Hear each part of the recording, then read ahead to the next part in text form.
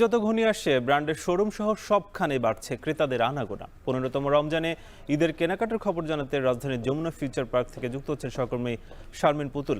পুতুল, জানাবেন যে ঈদের পোশাকের বেচা বিক্রি কেমন এবং যেহেতু রোজার মাঝামাঝি সেক্ষেত্রে বিক্রি কতটা বাড়লো?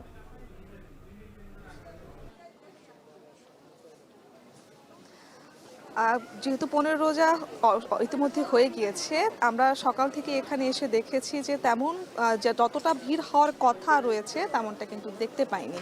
যারা খুব বেশি প্রয়োজন এবং যেহেতু আজকে 15 অনেকেই হচ্ছে বেতন পায়নি বা বোনাসের একটা ব্যাপার থাকে, সেই বিষয় থেকে কিন্তু বিক্রেতারা বলছিলেন যে সেই জায়গা থেকে একটু ভিড় কম রয়েছে। তবে বাসার যে ছোট্ট সদস্যরা রয়েছে তাদের জন্য কিন্তু অনেকেই এসেছেন শপিং করতে, কেননা সবার আগে কিন্তু বড়দের থেকে কিন্তু ছোটদের শপিং করার চাহিদাটা কিন্তু প্রাধান্যটা একটু বেশিই থাকে পরিবারে।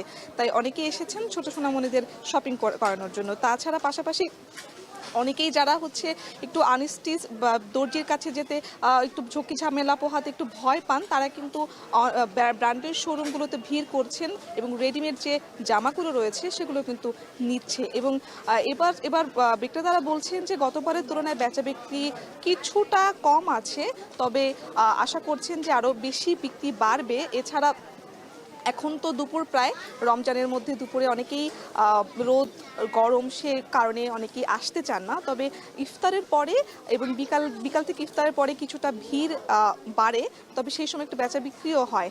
তবে এবার যেহেতু ঈদ একটু গরমের দিকে পড়েছে, সেক্ষেত্রে শোরুমগুলোতে দেখেছি আমরা সুতি এবং একটু সুতি পোশাকগুলো রয়েছে, সেই পোশাকের প্রতি একটু ঝোঁক রয়েছে ক্রেতাদের। সে কারণে শোরুমগুলো তাদের কথা চিন্তা করে সে ধরনের হালকা রং এবং সুতি পোশাকগুলো একটু বেশি রেখেছে। এই ছিল আমার কাছে।